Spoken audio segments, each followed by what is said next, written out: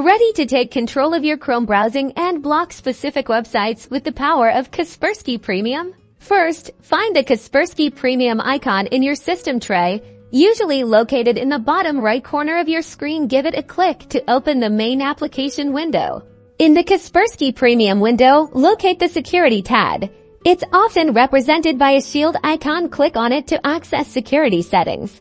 Within the Security section, find Web Antivirus. This is the key to controlling web access. Click on the Web Antivirus option to open its settings. Now, look for Advanced Settings, or an option with the gear icon that allows you to configure the Web Antivirus. Further, click on it to access a more detailed settings panel.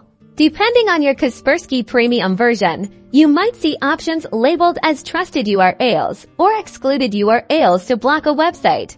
We'll focus on creating a list of blocked websites, typically found in the Excluded URLs or similar section. Click on whichever option is appropriate in your version. Click the Add button. A window will pop up where you can enter the URL of the website you want to block. Type in the full web address accurately, for instance, wexample.com.